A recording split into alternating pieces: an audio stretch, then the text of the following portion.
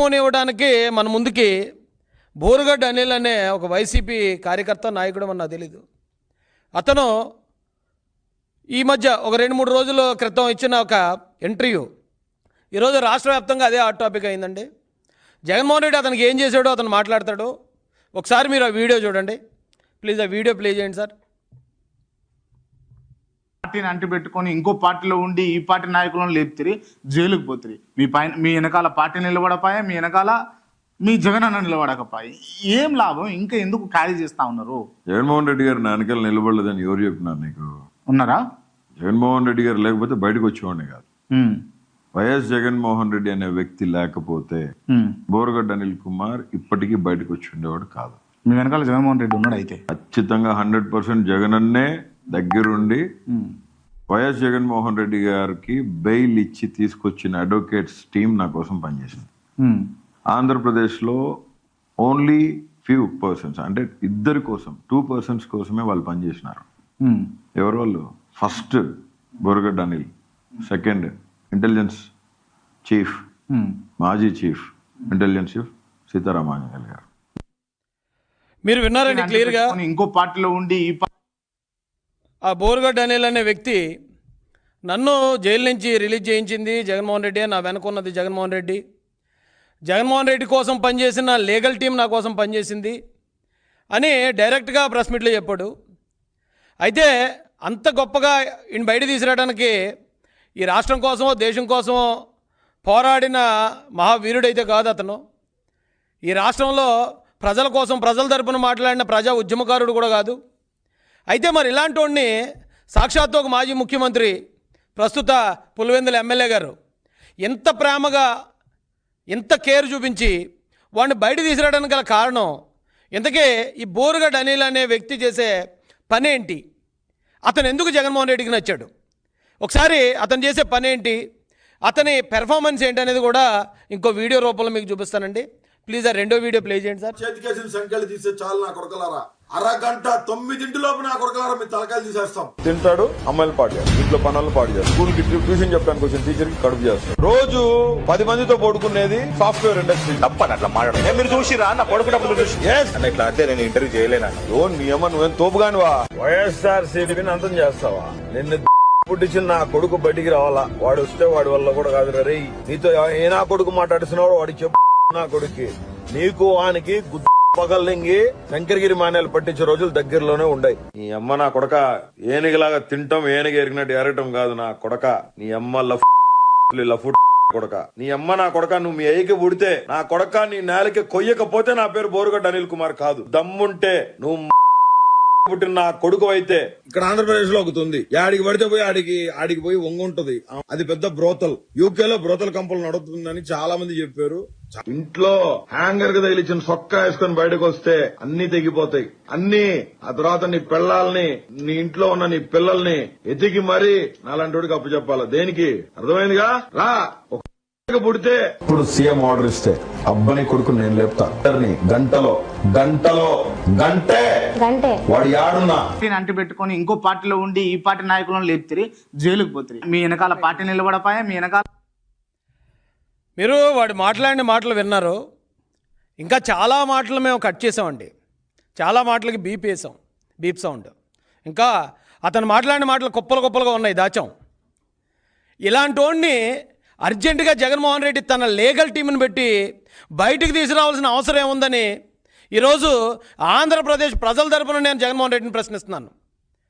నిజంగా జగన్మోహన్ రెడ్డి మీకు చిత్తశుద్ధి ఉంటే వీడు మాట్లాడిన మాటల వీడియోలు మీ ఇంట్లో ఉన్న మహిళలకు వేసి చూపించే దమ్ము మీ జగన్మోహన్ రెడ్డి గారికి ఉందా అని నేను అడుగుతున్నాను.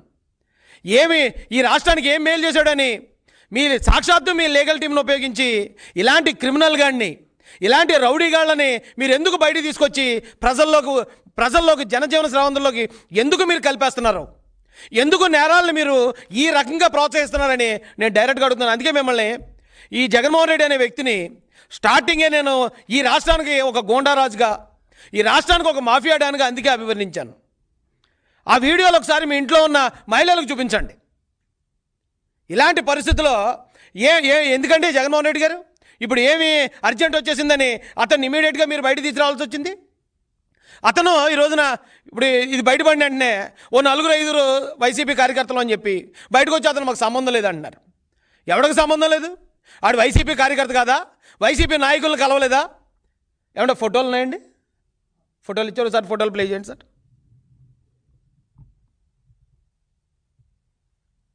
అది చూడండి, ఎవరో కొడాలి నానితో అంత క్లోజ్గా వెళ్ళి మాట్లాడుతున్నాడు. ఆడు ఈ రోజున వైసీపీకి సంబంధం లేదని మాకు చెప్తే ప్రజలు నమ్మే విధంగా ఉందా? ఎవడండి మీ అబద్ధాలు నమ్మేది? సిగ్గు ఎగ్గు లేకుండా అబద్ధాలు చెప్తున్నారు. రౌడీల్ని గోండాలని మీరు ఎంకరేజ్ చేస్తారు. రౌడీలకి గోండాలకి డబ్బులు ఇచ్చి ప్రతిపక్ష నాయకుల ఇళ్లలో ఉన్న మహిళలను కూడా, ప్రతిపక్ష పార్టీలో ఉన్న మహిళల్ని దారుణాతి దారుణంగా తిట్టించడానికి ఇలాంటి ప్యాకేజ్ గాళ్ళని మీరు పోషిస్తూ వీళ్ళకి మళ్ళీ మీరు బెయిల్ ఇచ్చి బయటికి తీసుకొస్తూ పైకి మీ డ్రామాలో ఆడు వైసీపీకి సంబంధం లేదంటే మరి ఆవిడ కొడాలి నాని ఏ పార్టీ చెప్పండి? పేర్ని నానితో బావబామర్దులు మాట్లాడుకుంటున్నారు. ఇద్దరు కూడా ఎంతో క్లోజ్ ఫ్రెండ్స్, చిన్నప్పటి నుంచి ఏదో క్లాస్మేట్స్లాగా మాట్లాడుకుంటున్నారు. ఒక మంత్రితో అంత క్లోజ్గా వెళ్ళి ఎవడు మాట్లాడగలడు? ఆడు వైసీపీ కాదా? చెప్పడానికి సిగ్గు అనిపిస్తుందా లేదా? ఏదన్నా ఒక సిగ్గుమాల పని చేసినప్పుడు అది మీరు మేము చేసామని చెప్పుకోవడానికి కనీసం ధైర్యం చేయండి. ఒక పక్కనేమో ఎదో పనులు చేసుకుంటూ వెళ్తారు, మరో పక్కన అతను మాకు సంబంధం లేదని ప్రచారం చేస్తూ ఉంటారు. సజ్జల రామకృష్ణారెడ్డి గారితో చూడండి, సజ్జల రామకృష్ణ సకల శాఖ మంత్రితో ఎమ్మెల్యేలు మినిస్టర్లకు వెళ్ళకపోయారు ఆ రోజున. ఈ 420 గాడు, ఈ బూతురాయుడు గాడు వీడు వెళ్ళి ఎలా కలవగలిగాడండి? అంటే ఎలాంటి టీంని మెయింటైన్ చేస్తారు? ప్రతిపక్ష నాయకుల్ని అటాక్ చేయడానికి, మానసికంగా కృంగదీయడానికి ఇలాంటి పేడి బ్యాచ్ల్ని, ఇలాంటి గోండాగాళ్ళని పోషించే వాళ్ళని గోండారాజు అనకపోతే ఏమంటారండి? వీళ్ళు పోషించింది కాకుండా ఇప్పుడు మళ్ళీ వాళ్ళని బయటకు తీసుకురావటం మీరు గమనించారు లేదో? ఇందాక ఫస్ట్ వీడియో చూపించినప్పుడు అతను చెప్పింది ఏంటంటే లీగల్ టీము కేవలం ఈ రాష్ట్రంలో ఇద్దరి కోసం పనిచేసింది. జగన్ లీగల్ టీము ఒకటి నా కోసం అంటే బోరుగడ్డ అనిల్ కోసం, రెండోది సీతారామాంజనేయులు అంటే ఒక పోలీస్ అధికారి కోసం. అంటే జగన్మోహన్ రెడ్డి అనే ఒక గోండారాజుకి ఇక్కడ ముఖ్యమంత్రి పదవి ఇస్తే ఇలాంటి గోండాగాళ్ళనే కాదు పోలీసులను కూడా అతను రౌడీజానికి ఉపయోగించుకుంటాడు అంటానికి ఇంతకన్నా ఆధారం ఏమైనా కావాలా? ఆ డైరెక్ట్గా వచ్చి చెప్తున్నాడు, నేను జగన్మోహన్ రెడ్డి ప్రియ శిష్యుణ్ణి, నాకు అతనే నన్ను పిలిపించాడు అని చెప్తూనే మేము పోలీసులు ఏకమయ్యాం. 2019 నుంచి 24 దాకా ఇలాంటి గోండాగాళ్ళు పోలీసులు ఏకమయ్యి మేము జగన్ కోసం పనిచేసామని క్లియర్గా టెస్టిమోనీ ఇస్తూ ఉంటే, ప్రజలందరి ముందు మాట్లాడుతూ ఉంటే ఆడు మావోడు కదని చెప్పి ఆడుతున్న మీ డ్రామాలు నమ్మేది ఎవడో? మేము మీకు ఇప్పుడు కూడా ఆంధ్ర ప్రజలకు చెప్తున్నాం, ఎలాంటి వాడి చేతులు అధికారం పెట్టాలి. ఈ రోజున ఓ పక్కన లోకేష్ గారు దేశ విదేశాల్లో వెళ్ళి పెట్టుబడులు తీసుకురావాలి, మన పిల్లల్ని చదివించాలి, వాళ్ళకు ఉపాధి కల్పించాలని ఆయన పడుకుంటున్నాడో నిద్రపోతున్నాడో లేదో కూడా తెలియదు. అక్కడ అమెరికాలో ఆయన, ఇక్కడేమో పెద్ద ఆయన ప్రతిరోజు ప్రతి నిమిషానికి ప్రతి గంటకి సమీక్షలు, అన్ని రంగాలతో సమీక్షలు చేస్తూ ఈ రాష్ట్రాన్ని ఎలా ముందుకు తీసుకెళ్ళాలి, అమరావతిని ఎలా ముందుకు తీసుకెళ్ళాలి, పోలవరాన్ని ఎలా తీసుకురావాలి, ఇవన్నీ నేమో వీళ్ళు ఆలోచిస్తూ ఉంటారా? ఈ జగన్మోహన్ రెడ్డి ఏమో ఇలాంటి గోండాగాళ్ళని రాష్ట్రం మీద వదులుతాడా? అలాంటి వాళ్ళు ఎక్కడ ఉండాలి? జైల్లో ఉండాలి. జైల్లో ఉన్నవాడిని జగన్ టీం ఎందుకు రిలీజ్ చేసింది? ఏ క్రైమ్ని మీరు ప్లాన్ చేశారు? ఎవరిని చంపించాలని ఆయన బయట తీసుకొచ్చారు? అది క్లియర్గా చెప్తున్నాడు, నాకు జగన్ లీగల్ టీం నాకు సపోర్ట్ తీసుకొచ్చింది అని. ఏం చేయబోతున్నారు ఇప్పుడు? వాడితో ఏ నేరం చేయించబోతున్నారు? నేను ఆంధ్ర ప్రజలకు ఒకటే చెప్తున్నానండి, ఈ రోజున చంద్రబాబు నాయుడు గారు లోకేష్ గారు పనితీరు చూస్తున్నారు. 20 లక్షల కోట్లు దాదాపుగా వాళ్ళు పెట్టుబడులు తీసుకొచ్చారు. అది చాలదన్నట్టు ఇంకా అమెరికా వెళ్ళిన తర్వాత కూడా దిగ్గజ పారిశ్రామికవేత్తలతో అయినా ప్రతిరోజు భేటీలు మీరు చూస్తూనే ఉన్నారు మీడియాలో. చంద్రబాబు నాయుడు గారి పనితీరు మీకు చెప్పడానికి నేనే సరిపోను. అలాంటి నాయకులు మనకు కావాలా? ఇలాంటి రౌడీల్ని పెంచి పోషించే జగన్మోహన్ రెడ్డి గారు లాంటి గోండారాజులు, మాఫియా డాన్లు కావాలా? మాఫియా అని ఎందుకంటానంటే ఆ పార్టీలో ఎవడైనా నిజాయితీ పరులు మాత్రం ఉండాలి అని ఒక ఇదిగాని తీసుకున్నాడు అనుకోండి జగన్మోహన్ రెడ్డి, ఆ పార్టీలో ఒకడు కూడా ఉండడు.